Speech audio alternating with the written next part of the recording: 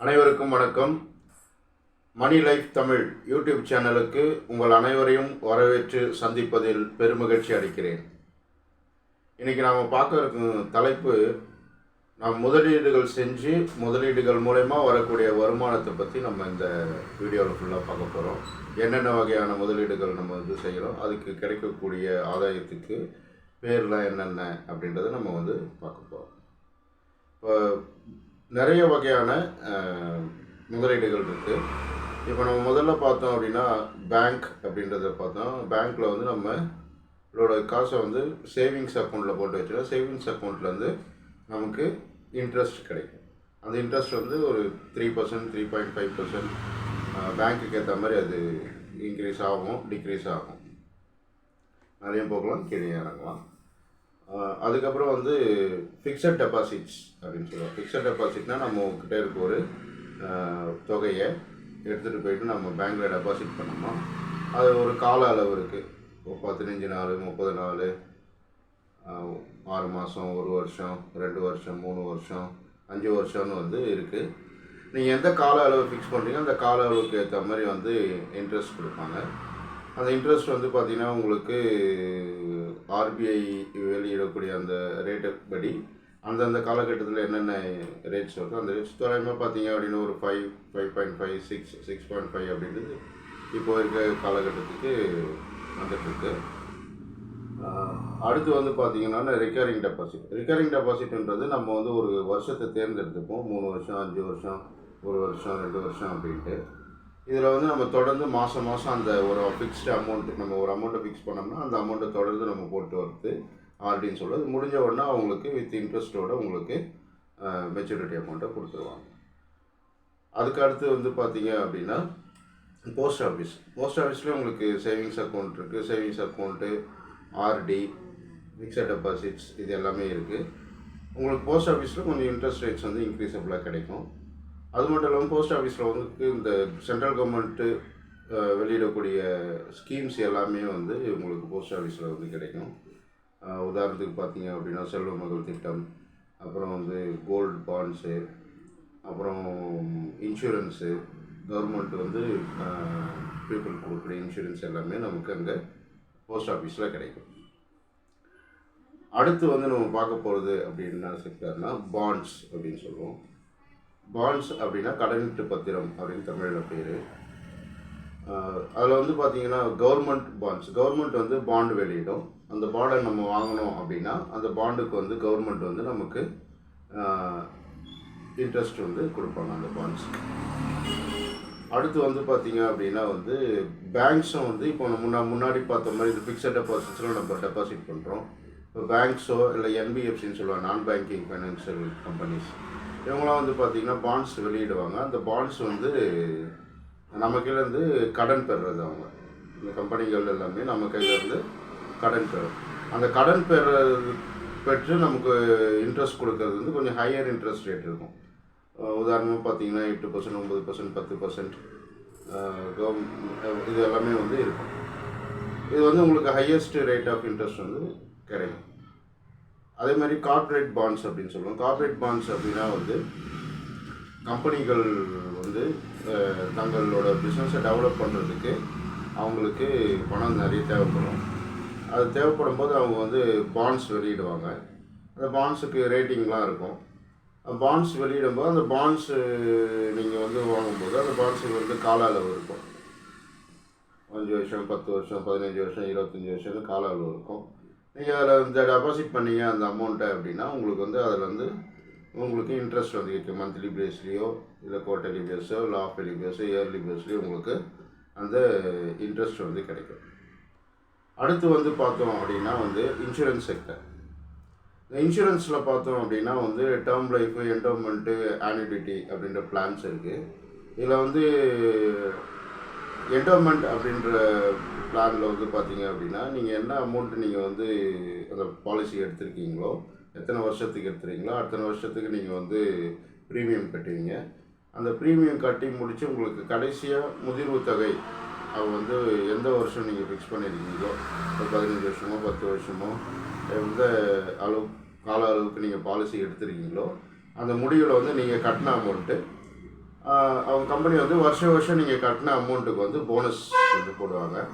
இந்த போனஸஸ் எல்லாம் சேர்த்து உங்களுக்கு மெச்சூரிட்டி டைமில் உங்களுக்கு கிடைக்கும். அந்த மெச்சூரிட்டி டைமில் கிடைக்கும்போது உங்களுக்கு நீங்கள் கட்டின அமௌண்ட்டு ப்ளஸ் இந்த போனஸ் இது ரெண்டும் சேர்த்து வந்து உங்களுக்கு கொடுப்பாங்க. இதை வந்து நீங்கள் இன்னொரு வகையான பிளான் அவங்க வச்சுருக்காங்க, மணி பேக் அப்படின்ட்டு. அது வந்து நீங்கள் வந்து 5 வருஷம் 10 வருஷம் 15 வருஷம் இந்த மாதிரி டேர்மில் நீங்கள் வந்து வாங்கிக்கலாம். அடுத்து வந்து பார்த்திங்கன்னா ஆன்யூட்டி அப்படின்றது, ஆன்யூட்டினா வந்து பென்ஷன் திட்டம் அப்படின்றது தான்.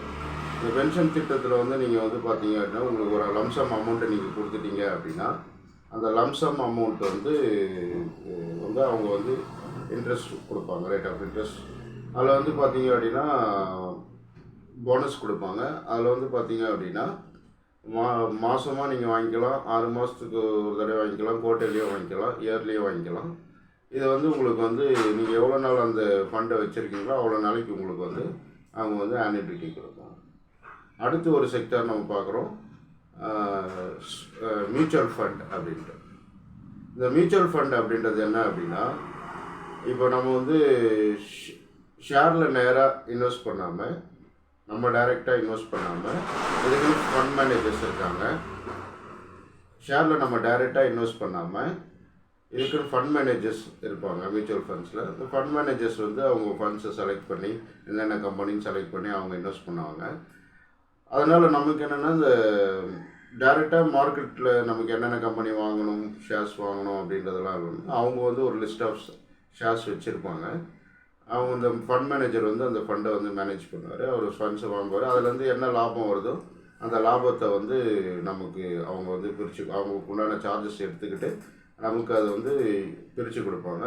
மியூச்சுவல் ஃபண்ட் நீங்கள் வாங்கும்போது அப்படின்னு பார்த்தீங்கன்னா யூனிட் அப்படின்னு இருக்கும். யூனிட் அப்படின்னு இருக்கும், ஒரு யூனிட் அப்படின்னு சொல்லுவாங்க. நீங்கள் இதோட வேல்யூ நீங்கள் பார்க்கணும் அப்படின்னா வந்து என்ஏவின்னு சொல்லுவாங்க, நெட் அசெட் வேல்யூ அப்படின்னு சொல்லுவாங்க.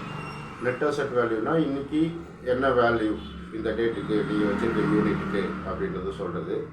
இதில் 2 வகையில் நீங்கள் வந்து இன்வெஸ்ட் பண்ணலாம். ஒன்று வந்து பார்த்தீங்க அப்படின்னா லம்சம், ஒரு தொகையை நீங்கள் நேராக கொடுத்துட்டு அதுலேருந்து நீங்கள் வந்து யூனிட்ஸாக கன்வெர்ட் பண்ணி வாங்கிக்கலாம்.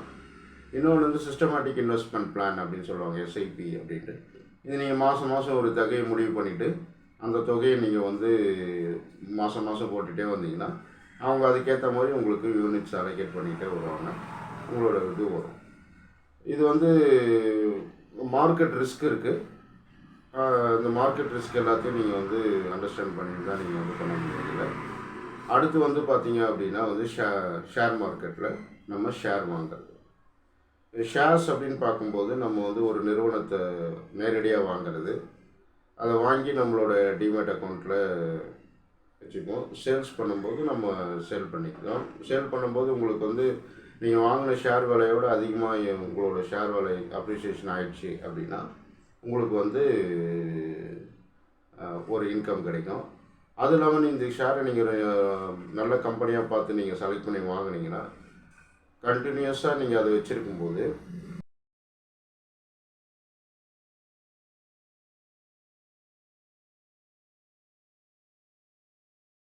வருஷத்துக்கு ஒரு தடவை வந்து கம்பெனிஸ் வந்து அவங்களோட லாப நட்டம் பார்ப்பாங்க. அப்போ லாபம் இன்க்ரீஸபிளாக இருக்கும்போது அந்த கம்பெனி என்ன பண்ணுவாங்க அப்படின்னா தன்னோட ஷேர் ஹோல்டர்ஸ்க்கு அந்த ப்ராஃபிட்டை வந்து பிரித்து கொடுப்பாங்க. அதுக்கு பேர் வந்து என்ன அப்படின்னா வந்து டிவிடெண்ட் அப்படின்னு சொல்லுவோம். நமக்கு வந்து ஒரு கம்பெனியிலேருந்து இந்த மாதிரி கம்பெனிஸ் வந்து நமக்கு டிவிடெண்ட் கொடுக்கும். ஸோ இது வந்து ஒரு வகையானது. இன்னொரு வகையான உங்களுக்கு போனஸ் ஷேர்ஸும் வந்து அவங்க அலோகேட் பண்ணுவாங்க. ஸோ அதனால் ஷேர்ஸில் வந்து நிறைய வெரைட்டிஸ் இருக்குது. அதெல்லாம் நம்ம இன்னும் வரக்கூடிய வீடியோக்களில் பார்ப்போம். அடுத்த செக்டார் வந்து பார்த்தீங்கன்னா ரியல் எஸ்டேட்டு. இந்த ரியல் எஸ்டேட்டில் நம்ம ஹவுஸு, லேண்டு, கமர்ஷியல் ப்ராப்பர்ட்டிஸ் இதெல்லாம் வாங்கினோம்னா அதை நம்ம வந்து ரெண்ட்டுக்கு விட்டோம்னா நமக்கு ரெண்டல் இன்கம் கிடைக்கும். இது மாதிரி இன்னும் நிறைய இப்போ நம்ம சுருக்கமாக பார்த்துருக்கோம் இந்த இன்வெஸ்ட்மெண்ட்ஸ்லாம் பற்றி. இன்னும் வரக்கூடிய நாட்களில் ஒருத்தை பற்றி நம்ம இன்னும் டீட்டெயிலாக பார்ப்போம். அதில் என்னென்னலாம் இருக்குது, என்னென்னலாம் பண்ணலாம் அப்படின்ட்டு. இன்னொரு முக்கியமான இன்வெஸ்ட்மெண்ட் வந்து பார்த்திங்க அப்படின்னா கோல்டு இன்வெஸ்ட்மெண்ட்டு. தங்கத்தில் நம்ம முதலீடு செய்கிறது எப்படி அப்படின்றத பற்றி உங்களுக்கு தனியாக ஒரு வீடியோ வரும். நீங்கள் தொடர்ந்து இந்த வீடியோவை பாருங்கள். உங்களுக்கு தேவையான எல்லா விஷயங்களும் இன்வெஸ்ட்மெண்ட் சம்மந்தமாக கிடைக்கும். நல்லா புரிஞ்சுக்கிட்டு தெளிவாக நீங்கள் வந்து இன்வெஸ்ட் பண்ணுறது எப்படி அப்படின்றத நீங்கள் வந்து கற்றுக்க முடியும். இந்த வீடியோ வந்து நீங்கள் உங்கள் ஃப்ரெண்ட்ஸு ரிலேட்டிவ்ஸ்க்கு நீங்கள் வந்து ஷேர் பண்ணுங்கள். சப்ஸ்கிரைப் பண்ணாமல் பார்த்துட்டு இருந்தீங்கன்னா கொஞ்சம் சப்ஸ்கிரைப் பண்ணுங்கள். பெல் ஐக்கானை ப்ரெஸ் பண்ணுங்கள். லைக் பண்ணுங்கள். தேங்க்யூ.